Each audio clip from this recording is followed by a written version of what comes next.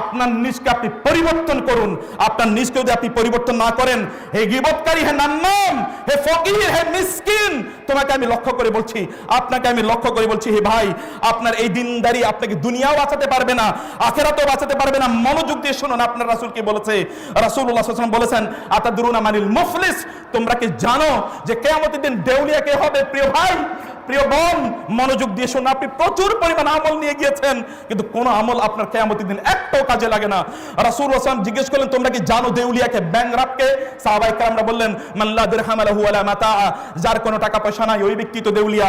রাসূল বলেন, ইন্নাল মুফলিসা মিন উম্মতি, আমার উম্মার মধ্যে মুফলিস দেউলিয়া হবে ওই ব্যক্তি যে ব্যক্তি কিয়ামতের দিন এসে বিসলাতিন ওয়া সিয়ামিন ওয়া যাকাতিন, অনেক যাকাত দিত, অনেক সিয়াম রাখতো, অনেক নামাজ আদায় করতো, ইত্তকার বহু কাজ করতো, কিন্তু ওয়ায়াতি কদ শাতামা হাদা ওয়া কাযাবা হাদা ওয়া আকালা মাযা হাদা ওয়া সাফাকা দামা হাদা ওয়া দারাবা হাদা ফায়ুতা হাদা মিন হাসানাতিহি ওয়া ইউতা হাদা মিন হাসানাতিহি।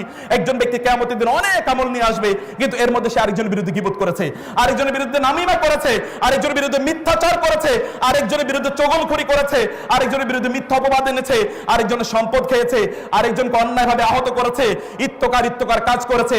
কিয়ামতের দিন মহান আল্লাহ সুবহানাহু ওয়া তাআলা দেখবেন একদল লোক যারা দাঁড়িয়ে আছে এই ব্যক্তির কাছে পাওনাদার হিসাবে। আল্লাহ সুবহানাহু ওয়া তাআলা তখন এই ব্যক্তির ভালো কাজগুলো ওই ব্যক্তিদেরকে দিতে থাকবেন পাওনাদার। এমন একটা অবস্থা হবে, হাত্তা ফানিয়াত হাসানাতুহু, তার সকল ভালো কাজ সব শেষ হয়ে যাবে, এখন তার আমলনামায় আর হাসানাত বলতে কোনো কিছুই নাই, কিন্তু এখন অনেক পাওনাদার আছে। তখন ওই পাওনাদারদের গুনাহগুলো কালেকশন করা হয়, এই ব্যক্তির আমল নামায় দেওয়া হবে, সুম্মা তুরিহা ফিন্নার, অতঃপর এই ব্যক্তি জাহান্নামে নিক্ষিপ্ত হবে। আপনি কিসের আমল করছেন? মুসলমানের বিরুদ্ধে, মানুষের বিরুদ্ধে আপনি গীবত করে আপনার অন্তরকে আপনি কলুষিত করছেন। যেই অন্তর কলুষিত হয়েছে এটা জান্নাতে যাওয়ার যোগ্যতা রাখে না। অতএব আপনার অন্তরকে আপনি পরিশুদ্ধ করুন। আপনি মনে রাখবেন, গীবত এটা একটা ঋণের নাম, এটা একটা লোন। এই লোন হয় এই দুনিয়ায় পরিশোধ করতে হয় অথবা আখিরাতে পরিশোধ করতে হয়। দুনিয়ায় কিভাবে পরিশোধ করতে হয় আপনাদেরকে বলি।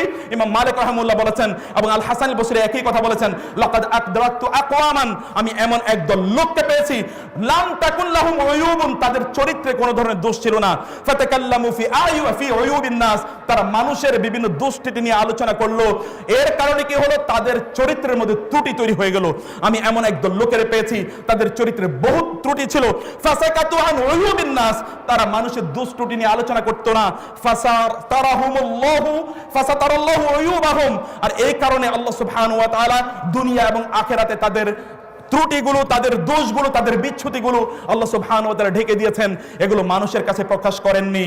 আইয়ুহাল মুগতাব আইয়ুহান নামিম, হে মুগতাব, যে গীবত করছেন, এই যে নামিমা, মানুষের বিরুদ্ধে মিথ্যাচার করে বেড়াচ্ছেন, অথবা মানুষের বিরুদ্ধে ফাটল তৈরি করার জন্য যারা কাজ করছেন, আপনাদেরকে বলছি মনোযোগ দিয়ে শুনুন। আমাকে স্লিপ দিয়েছে, স্লিপ আপাতত আপনারা একটু স্টপ রাখেন, আমি 2-4 মিনিট আরো কথা বলে নেই, কারণ এই কথা আমাকে বলতেই হবে, আপনাদেরকে এই কথা বলতে হবে, কারণ দাওয়াতের কাজ আপনারা করেন। আপনারা জাহান্নামে গেলে এই উম্মাহকে কারা রক্ষা করবে এটা আমাকে জানতে হবে। জাহান্নামের পথে যদি আপনারা চলেন তাহলে উম্মার দাওয়াতের কাজ কারা করবে? প্রিয় ভাইরা, আপনি রং পথে আছেন, এটা দ্বীনের পথ নয়। এই পথটা আপনাকে চিহ্নিত করতে হবে, এই পথটা আপনাকে বুঝতে হবে প্রিয় ভাই। এই জন্য আমি যে কথাটি আপনাকে বলছি, আপনার রাসূল সাল্লাল্লাহু আলাইহি ওয়াসাল্লাম তিনি বলেছেন যে একদল লোকের কথা রাসূলুল্লাহ সাল্লাল্লাহু আলাইহি ওয়াসাল্লাম বললেন যারা কখনোই জান্নাতে প্রবেশ করবে না।